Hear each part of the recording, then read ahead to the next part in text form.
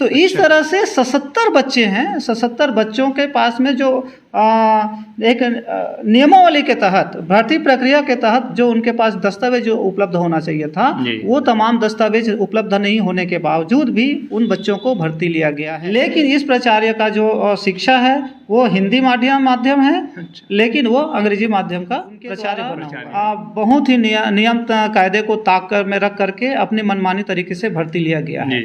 सरकारी स्कूलों में किस प्रकार से जो है भर्ती में फर्जीवाड़ा होता है और हो भी रहा है, इसका जीता जागता उदाहरण गरियाबंद जिले में देखने को मिल रहा है। जैसे कि पिछले दिनों में बहुत सारे मीडिया के माध्यम से खुलासे हुए हैं, एक ऐसा विद्यालय फिर से सामने आ रहा है और इसकी जानकारी हम जो है सामाजिक कार्यकर्ता और किसान नेता आज हमारे साथ मौजूद हैं, तेजराम विद्रोही जी। पूरी जानकारी उन्हीं से लेते हैं। तेजराम जी बताएं कि कहाँ का ये जानकारी और क्या मामला पूरा।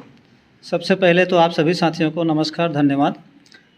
देखिए, छत्तीसगढ़ सरकार ने गरीब बच्चों को एक बेहतर शिक्षा मिल सके, अंग्रेजी शिक्षा मिल सके, इसके लिए उन्होंने एक महती योजना शुरू की है, आत्मानंद स्वामी आत्मानंद इंग्लिश माध्यम स्कूल या स्वामी आत्मानंद हिंदी माध्यम स्कूल। तो ये सरकार की ये मंशा है कि हम गरीब बच्चों को बेहतर शिक्षा दे सकें, लेकिन सरकार की अंकुश या उनकी निगरानी ये नहीं है कि उन्होंने जो योजना जो चला रहे हैं उस योजना में पारदर्शिता है कि नहीं है, इसकी निगरानी उनको करनी चाहिए थे, जिसका अभाव है।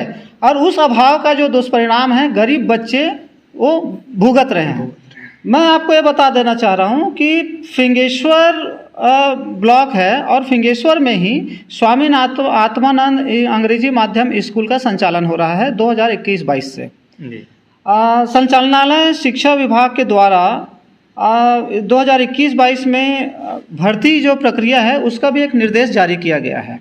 उस निर्देश में यह है कि स्वामी आत्मानंद अंग्रेजी माध्यम स्कूल में 25% गरीब बच्चे जो बीपीएल कोटा है उनमें उनको लेना है, भर्ती लेना है जी। हमने ये देखा है कि बीपीएल कोटा में भर्ती तो लिया गया है, लेकिन ऐसे बच्चों को जो 21 बच्चे हमने निकाला है वहाँ पे कि 21 ऐसे बच्चे हैं जिनको बीपीएल कोटा में तो भर्ती लिया गया है, लेकिन उनके पास बीपीएल प्रमाण पत्र नहीं है। और इसमें भर्ती नियम में यह भी है कि जिसके पास जो पालक बीपीएल का प्रमाण पत्र सबमिट नहीं कर पाता है, उपलब्ध नहीं करा पाता है, तो वो जो है आवेदन स्वतः ही निरस्त हो जाती है और उसके जगह में जो बीपीएल में जो वेटिंग लिस्ट में है, प्रतीक्षा सूची में है, उन बच्चों को लेना होता है जी। लेकिन जो बीपीएल के जो प्रतीक्षा सूची में जो बच्चे हैं वो पीछे ही रह गए हैं और जिन बच्चों के पास में बीपीएल प्रमाण पत्र नहीं है, ऐसे 21 बच्चों को भर्ती दिया गया है। एक बात। दूसरी बात यह है कि इसके लिए ऑनलाइन आवेदन की प्रक्रिया है या ऑफलाइन आवेदन की प्रक्रिया है जी। हमने ये भी देखा है कि जिन बच्चों का ना ऑनलाइन आवेदन है, ना उनका चयन सूची में नाम है और न ही प्रतीक्षा सूची में नाम है, ऐसे 28 बच्चों को भर्ती लिया गया है जी। यदि ऑनलाइन आवेदन नहीं आया तो ऑफलाइन की सूचना जारी करना चाहिए था, वो भी नहीं किया गया है। और जो ऑनलाइन आवेदन है या ऑफलाइन आवेदन है वो बच्चे भी प्रतीक्षा सूची में हैं और जिनका जिनका आवेदन ही नहीं हुआ है, ऐसे 28 बच्चों को वहाँ पे भर्ती लिया गया है। और भी ऐसे बच्चे हैं जो सामान्य कैटेगरी में अगर हम देखेंगे तो 22 ऐसे बच्चे हैं जो जिनका प्रतीक्षा सूची या चयन सूची में नाम ही नहीं है। 22 बच्चे हैं, उनका भी भर्ती लिया गया है। तो इस तरह से 77 बच्चे हैं, 77 बच्चों के पास में जो एक नियमावली के तहत, भर्ती प्रक्रिया के तहत जो उनके पास दस्तावेज उपलब्ध होना चाहिए था, वो तमाम दस्तावेज उपलब्ध नहीं होने के बावजूद भी उन बच्चों को भर्ती लिया गया है। इसमें एक बात है कि जो प्रतीक्षा सूची में है वो प्रतीक्षा सूची वालों को भी पूरा किनारे रख दिया गया है जी। हमने इसके बारे में जब कलेक्टर के पास हम गए थे तो वहाँ पर जिला शिक्षा अधिकारी से भी बातचीत हुई, तो इनका एक था कि उनका एक कहना था कि 2021-22 में ही चूंकि स्कूल का संचालन हुआ है, इसलिए जब आवेदन नहीं आ पाए तो दूसरे अन्य बच्चों को लिए हैं। लेकिन आवेदन नहीं आने का सवाल ही नहीं है, क्योंकि वहाँ पर प्रतीक्षा सूची में ऑलरेडी बच्चे हैं, प्रतीक्षा सूची से ही लेना चाहिए था। तो ये चीज़ नहीं ली गई है। एक बात और था कि उसमें जो जैसे चौथी कक्षा या पांचवी कक्षा में ऊपर के कक्षा में भर्ती लेना है, तो उसका पिछला जो कक्षा है वो हिंदी माध्यम अंग्रेजी माध्यम होना चाहिए था। अंग्रेजी माध्यम ऊपर के कक्षा में आप अंग्रेजी माध्यम कक्षा में भर्ती ले रहे हैं तो उसका पिछला कक्षा भी अंग्रेजी माध्यम होना चाहिए था। लेकिन ऐसा नहीं हुआ है। उन्होंने पांचवी अंग्रेजी माध्यम में भर्ती लिया, लेकिन वो जो बच्चा है वो चौथी अंग्रेजी माध्यम हिंदी माध्यम है। कक्षा 9वीं में अंग्रेजी माध्यम में जो भर्ती लिया, लेकिन वो बच्चा 8वीं हिंदी माध्यम है। कक्षा 11वीं अंग्रेजी माध्यम में बच्चे को भर्ती लिया गया, लेकिन उसका जो 11वीं जो है वो हिंदी माध्यम है।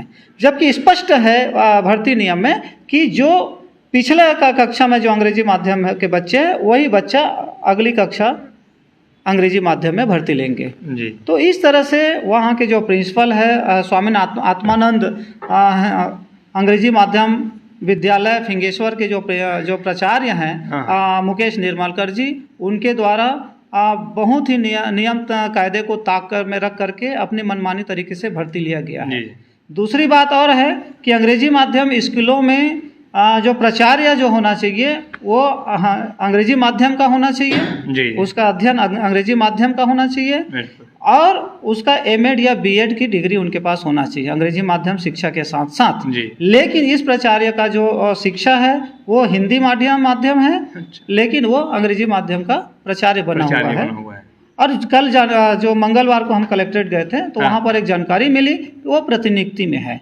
तो मुझे तो ऐसा लगता है प्रतिनियुक्ति कहाँ से हुई, हमने यह देखा है तो बोले कि वो संचालनालय से उसका लिस्ट आया, नाम आया, तो वो प्रतिनियुक्ति में प्राचार्य है। तो अभी जिस तरह से प्रदेश भर में जो संचालनालय से प्रमोशन का या संविदा जो जिस तरह से जो अभी जो खेल जो चल रहा है प्रतिनियुक्ति वाला जो मामला, तो मुझे तो लगता है कि वो जो संचालनालय में जो भ्रष्टाचार हुआ है वो हमारे फिंगेश्वर ब्लॉक में गरियाबंद जिला में हुआ है, ये मुझे प्रतीत होता है। बताएं तेजराम जी, अगर आप इस संबंध में अगर कोई कार्रवाई नहीं होती है तो आप कहाँ तक आगे जाएंगे?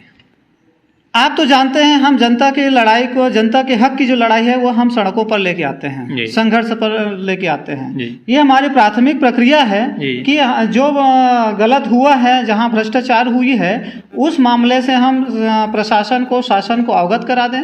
अगर हमने उनको अवगत करा दिया है, हमारे यह अवगत कराने के बाद भी जो महत्वपूर्ण है, जो एक हम नया नागरिक जो तैयार करते हैं, देश का जो भविष्य हम तैयार करते हैं, ऐसे बच्चों के भविष्य के साथ खिलवाड़ हुई है और वहाँ पर अगर कार्रवाई नहीं हुई है तो हम सड़क की लड़ाई लड़ने के लिए तैयार हैं। तेजराम जी, जैसे कि आप बोल रहे थे कि भविष्य के जो बच्चे हैं जो, और ये क्या लगता है कि आपको किन के बीच में ये साँठ गांठ होकर उनका भर्ती हुआ है, और इसे जैसे कि अगर इसमें कोई कार्रवाई होती है तो बच्चों पर भी जो है इसका प्रभाव देखने को मिल सकता है? नहीं, अभी जो भर्ती जो हुए हैं उन बच्चों के ऊपर तो प्रभाव नहीं है, बच्चों की कोई गलती नहीं है जी। मुख्य जो गलती है वो जो भर्ती प्रक्रिया क्या होता है, बच्चे तो नहीं जानते हैं, पालक भी नहीं जानते हैं कि भर्ती प्रक्रिया क्या होती है। अगर कोई पालक के द्वारा कोई दस्तावेज सबमिट नहीं किया जाता है तो उसकी जो जानकारी या उसकी जो मांग है वो संबंधित संस्था के मुखिया का काम है, यह प्राचार्य का काम है। तो प्राचार्य को चाहिए था कि अगर आपके बच्चे का बीपीएल प्रमाण पत्र नहीं है तो भाई आपका भर्ती नहीं होगा। जो वेटिंग लिस्ट में है, जो प्रतीक्षा सूची में है, जो पात्रता रखते हैं, जो बीपीएल का प्रमाण पत्र रखते हैं, ऐसे लोगों को हम भर्ती देंगे, ये उनकी जिम्मेदारी है। ये तो पूरा भर्ती प्रक्रिया में जो शामिल प्राचार्य जो है उनकी जिम्मेदारी बनती है। तेजराम जी, ये बताएं कि आपने जिस प्रकार से जो है कलेक्टर में यह शिकायत आवेदन दिया है, क्या लगता है कि आपको कार्रवाई होगी या ठंडे बस्ते में चला? कलेक्टर साहब से तो हमने जो बात किया है तो उन्होंने इसको जांच के लिए हमारे पूरे दस्तावेज को जो 97 पृष्ठों में हमने जो दिया है, 2 पेज आवेदन का मिला लें तो 99 पृष्ठ हो जाता है। तो 97 पृष्ठों का जो आवेदन, शिकायत आवेदन हमने जो दिया है, 97 बच्चों के साथ में गलतियां क्या है, इसको भी हमने एक कॉलम में दर्शा के लिखा है कि हमारा शिकायत का कारण ये है। तो इनसे हमारी उम्मीद तो है कि इसके ऊपर एक ठोस कार्रवाई होगी। अगर नहीं होगी तो इस जो भ्रष्ट व्यवस्था के खिलाफ हाँ। हम संघर्ष करेंगे, लड़ाई आगे लड़ेंगे। जी जी। तो ये थे हमारे साथ तेजराम विद्रोही जी, जिन्होंने जिस प्रकार से फिंगेश्वर के आत्मानंद विद्यालय में प्रवेश भर्ती प्रक्रिया में किस प्रकार से धांधली हुआ है यह देखा जा सकता है, और इसकी कार्रवाई कब होती है और यह देखने वाली बात होगी। ऐसे ही ग्राउंड न्यूज की खबरों को देखने के लिए चैनल को सब्सक्राइब करें, लाइक करें। नमस्कार, मैं हूँ नागिन निसार।